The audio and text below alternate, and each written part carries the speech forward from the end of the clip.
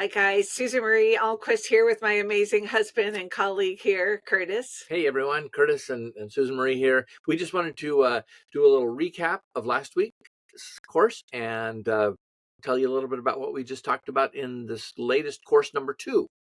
Yes, so last week was chapter 1, where we talked about really getting started on the conversations that are great for networking and almost starting internally. And then we're going to go into the external networking group topic for today. Just to recap, there's some great study guide questions that are good for just provoking thoughts and a little bit of homework almost. And last week, I know, Curtis, when we were reflecting back on kind of the who, why, what for kind of that internal conversation, you were reflecting on that video that you saw. Well, actually, and the main thing I was thinking about is pinging people. We talked about that in last week's course, and that word ping, where it's just a light touch that moves somebody along, perhaps to making a decision, because that a decision is, or a sale usually is a process, not an event. So pinging is so important, and this is a perfect time of the year. Right now we're during the holidays, and so how easy is it to just ping someone on social media or send them a text and say, hey, just thinking about you, wishing you some happy holidays, or hoping you and your family are getting together. Susan Marie, literally minutes before we got on started recording this, got a ping from an old friend of hers that she hasn't spoken to in years, and it just really brought that home. So do a lot of pinging for us this time of the year, and I think it will serve you well. The other thing that stood out for me from last week was and I saw a video from someone I follow on social media that is a very successful business person and has had an amazing career and teaches a lot on just positivity and getting out there and meeting people, and he's found himself in some great places. And he was telling in this story about a friend of his when he was a kid. He was in his early 20s, invited him out to have lunch at the Beverly Hills Hotel at the restaurant there.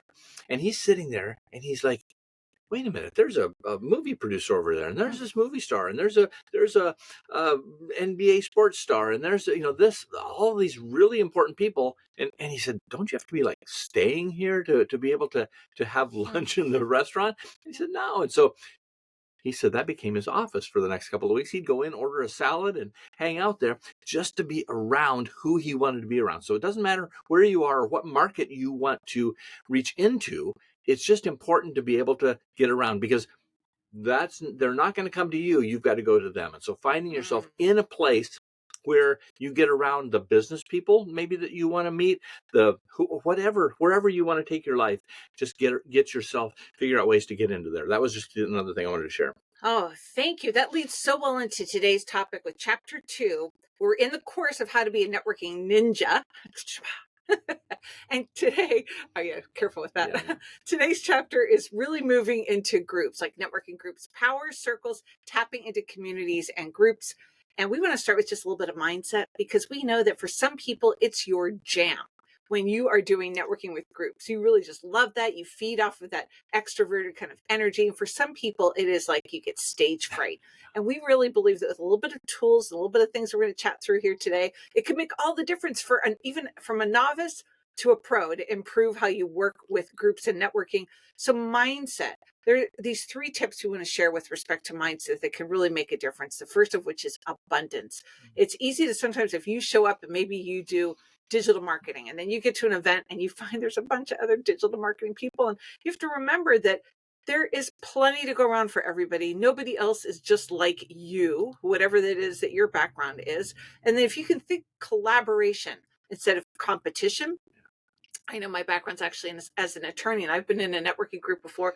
We both have a lot of experience with BNI, Business Network International, been a great networking group for us over the years.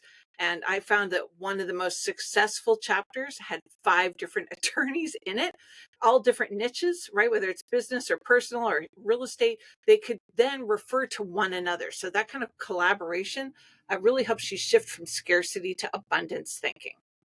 Yeah, and then farming is another kind of mindset that you want to get within, because really it's putting a lot of seeds in the ground, scattering a lot of seeds, yeah, but also there's going to be ones that fall on fertile ground, so to speak, and there's going to be ones that are just going to dry up and not really go anywhere. So farmers realize that it takes some intentionality to be able to get yourself out there and into the right dirt, so that you can be thriving, and really having those nurturing relationships is very, very, very important, because it's a process. So building relationships really, and having patience along the way, because it's not, those, you don't put seeds in the ground and then those tomatoes are out on, hanging from the vine a few days later. It takes a lot of time, and you're nurturing, you're watering it, and along the way, eventually it's going to bear fruit if you treat it well and make sure that those seeds are planted in the right place. So, and watering and all the other good things that go along the way. So really, farming is a great analogy for the same as doing business and networking. Absolutely. Actually, I think the last concept on mindset that we talked about today was about fishing. So that's another fun term. And that's really about knowing who you're fishing for and using the right bait, so to speak, and being in the right pond. And actually, I want to speak more to that a little bit on this next aspect that we covered today, which is networking strategy for groups, with these three essential questions. The first of which is, who are your best prospects? So you want to be thinking about the industries, how long people have been in business, that make up your ideal prospect. Are you best for new businesses? Are you best for those that have been in business a little bit longer? Or is your target market consumers and not even business owners? If you're not sure, you look back on some of the existing clients that you've had, or maybe even connect with a colleague and have a conversation with them, so you can identify your best prospects, so you can make sure that you fish in the right place. Well, and those really are even good opening questions. Hey, what kind of industry are you in, and whatever the kinds of things have you done? But really, if you feel that your best client is a business, well, yeah, chambers and chamber of commerce, civic organizations really are great resources. They serve different purposes. There's very, a lot of the service orientated groups or fraternal organizations that are out doing great things in our communities and in our world. Those are wonderful, and those are just one piece of the puzzle, so to speak, when you're building relationships with people. BNI, and you've had 10 years experience in being in a BNI chapter. Absolutely. And I actually think that the topic you were talking about with more of a civic group, we're going to cover more in depth next week as we talk about groups that you give back. But you're right, a group like BNI speaks to the third question that we want to hit on, which is, whom do you exactly want to meet? Because if you're in a group that's just kind of socializing, even as business members, it's a little bit different than being in a group whose intention it is to refer business.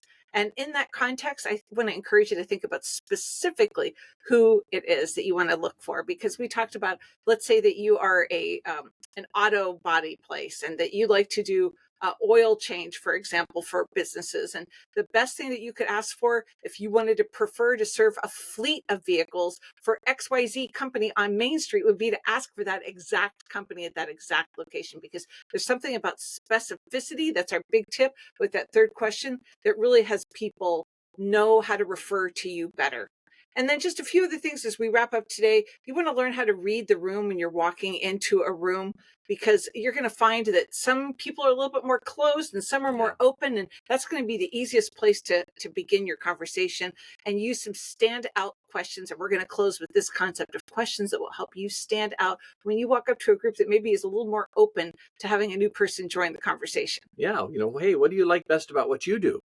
And especially if you're in a group setting where you might have several people share, or they might know each other, and that might kind of start to really kick off a great conversation, or what got you started in the business that you're in, or where else do you go to other networking events and groups and things like that, and or even asking somebody maybe what are some of the challenges that they faced this year, and how they might look to be changing those or improving those in the new year. The last thing we want to equip you with when you're going to networking groups is how to tell your company story.